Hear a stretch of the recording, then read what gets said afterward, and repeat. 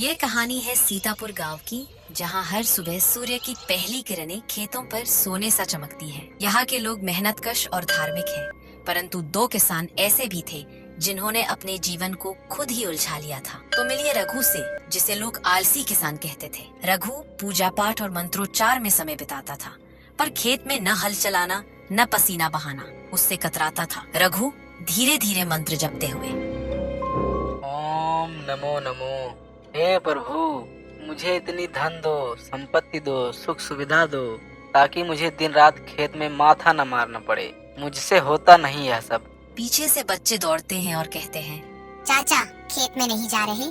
अरे ये बच्चे भी ना, अरे जाओ भागो, भगवान सब देख रहे हैं, वही सब देंगे, मैं क्यों जाऊं खेत में काम करने।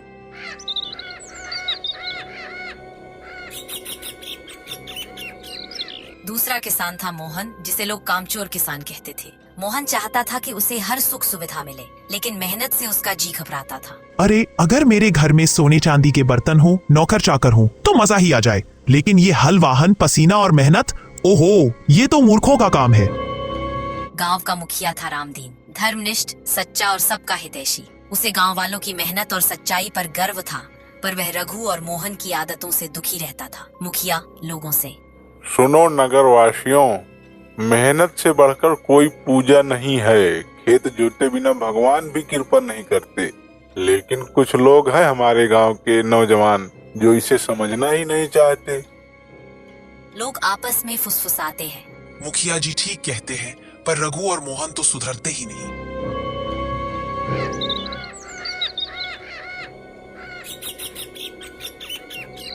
गांव का पंडित विद्यानंद था, ज्ञानी, धर्म ग्रंथों का झाता और लोगों को सही राह दे। पंडित गंभीर स्वर में, शास्त्रों में लिखा है, कर्मण्येवाधिकारस्ते मा फलेषु कदाचन, अर्थात मनुष्य का अधिकार केवल कर्म करने में है। फल देने वाला ईश्वर है, परंतु जो कर्म ही न करे उसे ईश्वर भी नहीं बचा सकता।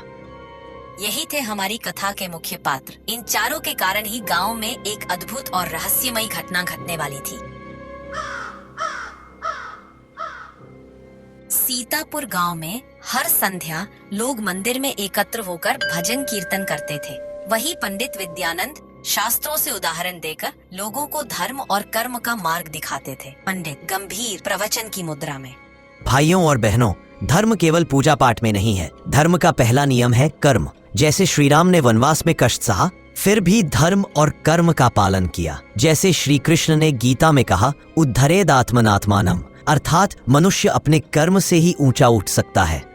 लोग सिर झुकाकर सहमति जताते हैं। मुखिया आगे बढ़कर, सही कहा पंडित जी, लेकिन हमारे गांव में रघु और मोहन जैसे लोग जो हैं, जो कर्म छोड़कर केवल सुख सुविधा या पूजा में उलझे हैं, क्या होगा उनका? पंडित थोड़ा रहस्यमय मुस्कान के साथ, धर्म की लीला अपार है मुखिया जी। कभी कभी स्वयं देवी देवता संकेत देकर इंसान को जगाते हैं। मुझे लगता है समय आ चुका है जब उन्हें भी कोई दैवीय संकेत मिलेगा।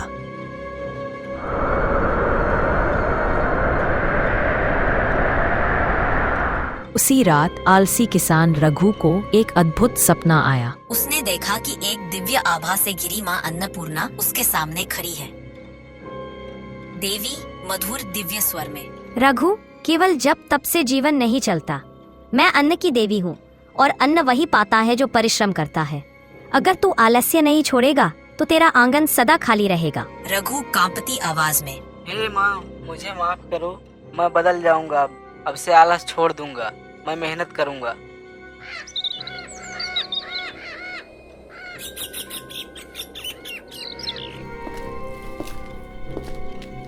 पंडित गंभीरता से मोहन को देखते हुए, मोहन, तुम्हारे चेहरे पर लालच साफ दिखता है। याद रखो, महाभारत में दुर्योधन का अंत लालच के कारण हुआ। सुख सुविधा चाहना बुरा नहीं, पर बिना कर्म के सुख केवल विनाश लाता है।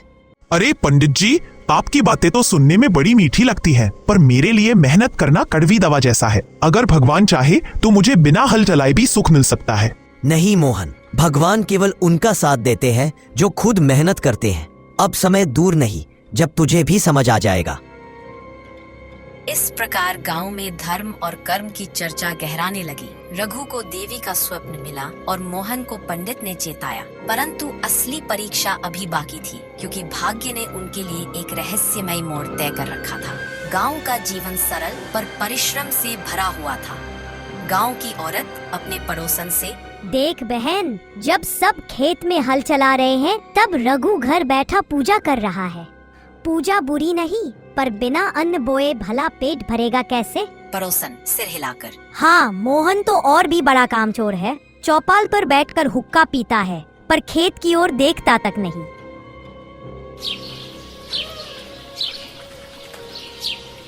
मुखिया जी, हमें तो चिंता है कि इन दोनों की आदतें बाकी नौजवानों को भी बिगाड़ देंगी। दूसरा बुजुर्ग, अगर आलसी और कामचोरी फैल गई तो गांव का क्या होगा? मुखिया, सही कहते हो, इस गांव की ताकत मेहनत और धर्म है।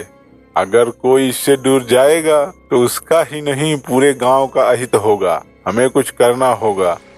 तालाब गांव की धड़कन थी। यहाँ हंसी खुशी, तकरार और चर्चा सब होती। रघु और मोहन की आलस्य भरी आदतें भी यही अक्सर चर्चा का विषय बन जाती। एक महिला कपड़े धोते हुए, कभी कभी लगता है रघु सच में भगवान का भक्त है, पर भगवान भी खाली हाथ भक्त को नहीं देते। दूसरी महिला हंसते हुए, और मोहन, उसका तो भगवान भी क्या करे, वो तो बिना मेहनत के ही महल चाहता है। मंदिर गांव की आत्मा था। यहाँ पंडित विद्यानंद लोगों को समझाते रहते कि कर्म और धर्म दोनों साथ साथ चलते हैं। याद रखो भाइयों, खेत में पसीना बहाना भी उतना ही पवित्र है जितना मंदिर में दिया जलाना। धर्म का अर्थ आलस्य नहीं, बल्कि कर्म ही धर्म है। गांव में दिन बीतते गए, लोग मेहनत करते रहे, पर रघु और मोहन की आदतें जस की तस रही। शास्त्रों में लिखा है, आलस्यम ही मनुष्यानाम शरीरस्थो महान रिपु, अर्थात आलस्य मनुष्य का सबसे बड़ा शत्रु है। मुझे संकेत मिला है कि अगर आलस्य और कामचोरी इस गांव में बढ़ी तो गांव पर संकट आएगा। फसलें सूखेंगी, तालाब खाली होगा और अन्न का अभाव होगा। मुखिया चिंतित स्वर में, तो पंडित जी, क्या कोई उपाय है इस संकट को टालने का? हाँ, उपाय है। शास्त्रों के अनुसार गांव के पूर्वी जंगल में एक गुप्त खजाना छुपा है, लेकिन वो खजाना केवल उसी को मिलेगा जो सच्चा परिश्रमी और धर्म का पालन करने वाला होगा। जो आलसी और कामचोर होगा उसके लिए यह खजाना श्राप बन जाएगा। रघु मन ही मन सोचते हुए, अरे वाह, अगर सच में खजाना मिला तो मुझे खेती बाड़ी करने की जरूरत ही नहीं पड़ेगी। हाँ, और पूजा ही करता रहूंगा और धन अपने आप आ जाएगा। मोहन धीरे से हंसते हुए, हाँ हाँ, यही तो मौका है। खजाना मिल गया तो राजाओं जैसी जिंदगी जी लूंगा। काम करने की झंझट ही खत्म।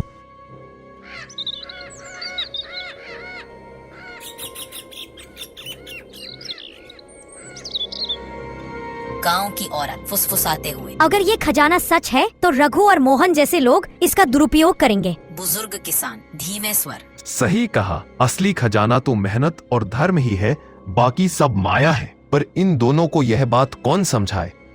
इस प्रकार गांव में खजाने की चर्चा फैल गई। रघु और मोहन दोनों ने निश्चय कर लिया कि वे इस रहस्यमय खजाने को ढूंढेंगे।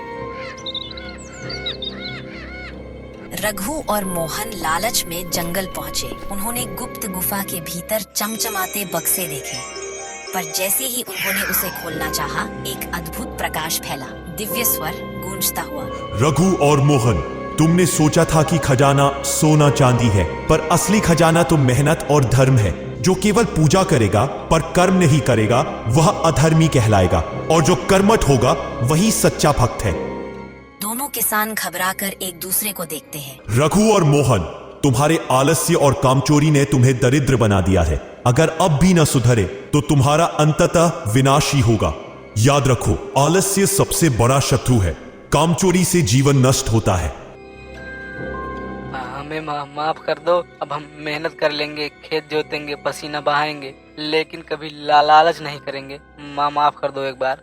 हाँ, हमें समझ आ गया। धर्म केवल पूजा पाठ नहीं, परिश्रम भी है।